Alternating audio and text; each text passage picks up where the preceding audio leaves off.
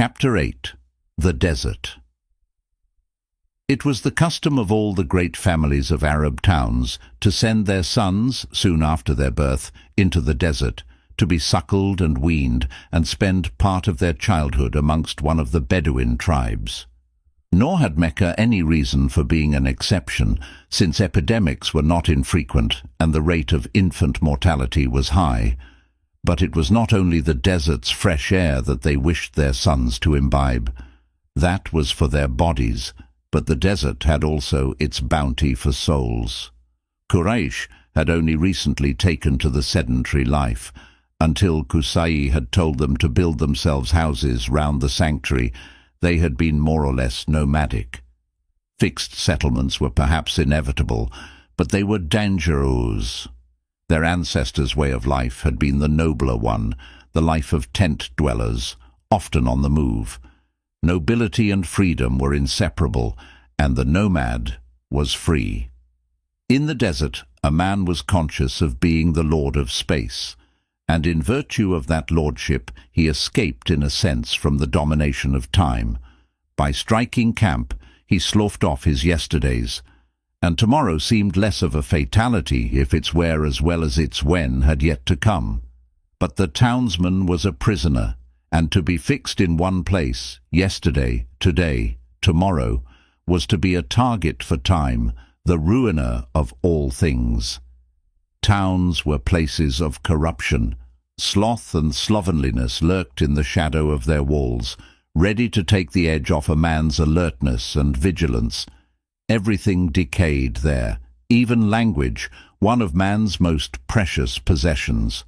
Few of the Arabs could read, but beauty of speech was a virtue which all Arab parents desired for their children.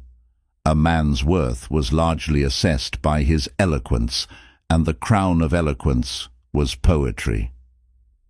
To have a great poet in the family was indeed something to be proud of, and the best poets were nearly always from one or another of the desert tribes, for it was in the desert that the spoken language was nearest to poetry. So the bond with the desert had to be renewed in every generation. Fresh air for the breast, pure Arabic for the tongue, freedom for the soul. And many of the sons of Quraysh were kept as long as 8 years in the desert, so that it might make a lasting impression upon them, though a lesser number of years was enough for that. Some of the tribes had a high reputation for nursing and rearing children, and amongst these were the Bani Sa'd ibn Bakr, an outlying branch of Hawazin, whose territory lay to the southeast of Mecca. Amina was in favor of entrusting her son to the care of a woman of this tribe. They came periodically to Quraysh for nurslings, and some were expected shortly. Their journey to Mecca on this occasion was described in after years by one of their number, Halima, the daughter of Abu Duaib, who was accompanied by her husband, Harith, and a recently born son of their own, whom she was nursing. "It was a year of drought," she said, "and we had nothing left. I set forth on a grey donkey of mine, and we had with us an old she-camel, which could not yield 1 drop of milk. We were kept awake all night by our son, who was wailing due to hunger, because I had not enough in my breasts to feed him, and that donkey of mine was so weak and so emaciated that I often kept the others waiting." She told how they went on their way with nothing to hope for except a fall of rain, which would enable the camel and the ass to graze enough for their udders to swell a little. But by the time they reached Mecca, rain had fallen. Once there, they set about looking for nurslings, and Amina offered her son first to one and then to another, until finally she had tried them all, and they had all refused. "That," said Halima, "was because we hoped for some favor from the boy's father. An orphan," we said. "What will his mother and his grandfather be able to do for us?" Not that they would have wanted direct payment for their services, since it was considered dishonourable for a woman to take a fee for suckling a child. The recompense they hoped for, though less direct and less immediate, was of a far wider scope. This interchange of benefits between townsman and nomad was in the nature of things, for each was poor where the other was rich, and rich where the other was poor. The nomad had the age-old, God-given way of life to offer, the way of Abel. The sons of Cain, for it was Cain who built the first villages, had possessions and power. The advantage for the Bedouin was to make an enduring link with one of the great families. The foster mother gained a new son who would look on her as a second mother and feel a filial duty to her for the rest of his life. He would also feel himself a brother to her own children. Nor was the relationship merely a nominal one. The Arabs hold that the breast is one of the channels of heredity, and that a suckling drinks qualities into his nature from the nurse who suckles him. But little or nothing could be expected from the foster child himself until he grew up, and meantime his father could normally be relied on to fulfill the duties of his son. A grandfather was too remote, and in this case they would have known that Abdul Muttalib was an old man who could not reasonably be expected to live much longer. When he died, his sons, not his grandson, would be his heirs. As to Arnina, she was poor, and as to the boy himself, his father had been too young to have acquired wealth. He had left his son no more than 5 camels, a small flock of sheep and goats, and 1 slave girl. Abdullah's son was indeed a child of one of the great families, but he was by far the poorest nursling that these women were offered that year. On the other side, though the foster parents were not expected to be rich, they must not be too poverty-stricken, and it was evident that Halima and her husband were poorer than any of their companions.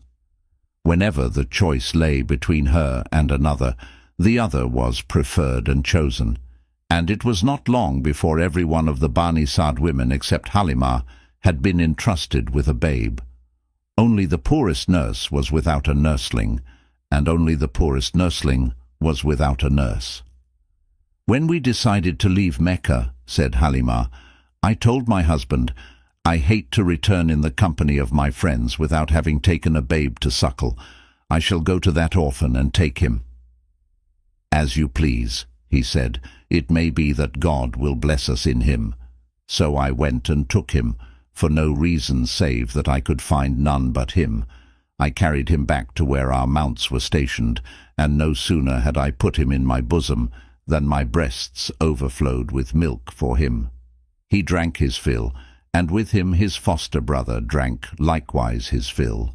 Then they both slept, and my husband went to that old she-camel of ours, and lo, her udders were full. He milked her and drank of her milk, and I drank with him until we could drink no more, and our hunger was satisfied. We spent the best of nights, and in the morning my husband said to me, By God, Halima, it is a blessed creature that thou hast taken. That is indeed my hope, I said. Then we set out, and I rode my donkey and carried him with me on her back. She outstripped the whole troop, nor could any of their donkeys keep pace with her. How amazing, they said to me. Wait for us. Is this not the same donkey you came to Mecca with us on? Yes, by God, I said. She is the very same. Some wonder has befallen her, they said. We reached our tents in the Bani Sa'd country, and I know of no place on God's earth more barren than that then was. But after we brought him to live with us, my flock would come home to me, replete at every eventide, and full of milk. We milked them and drank, when others had no drop of milk, and our neighbours would say to their shepherds, Out upon you, go graze your flocks where he grazeth his, meaning my shepherd. Yet still their flocks came hungry home, yielding no milk, while mine came well fed, with milk in plenty. And we ceased not to enjoy this increase and this bounty from God, until the babe's 2 years had passed, and I weaned him. He was growing well, she continued, and none of the other boys could match him for growth. By the time he was 2 years old, he was a well-made child, and we took him again to his mother, although we were eager that he should stay with us for the blessings he brought us. So I said to her, "Leave my little son with me until he grows stronger, for I fear he could be stricken with the plague of Mecca." And we importuned her until she gave him once more into our keeping, and we brought him again to our home. One day, several months after our return, when he and his brother were with some lambs of ours behind our tents, his brother came running to us and said, "That Qurayshite brother of mine. 2 men clothed in white have taken him and have laid him down and opened his breast, and they are stirring it with their hands." So I and his father went to him, and we found him standing, but his face was very pale. We drew him to us and said, "What troubles you, my son?" He said, "2 men clothed in white came to me and laid me down, and opened my breast and searched it for I know not what." Halima and Harith, her husband, looked this way and that, but there was no sign of the men, nor was there any blood or any wound to bear out what the 2 boys had said. No amount of questioning would make them take back their words or modify them in any respect. Yet there was not even the trace of a scar on the breast of their foster child, nor any blemish on his perfect little body. The only unusual feature was in the middle of his back between his shoulders, a small but distinct oval mark where the flesh was slightly raised, as it were from the impress of a cupping glass, but that had been there at his birth. In after years he was able to describe the event more fully. "There came unto me 2 men, clothed in white, with a gold basin full of snow.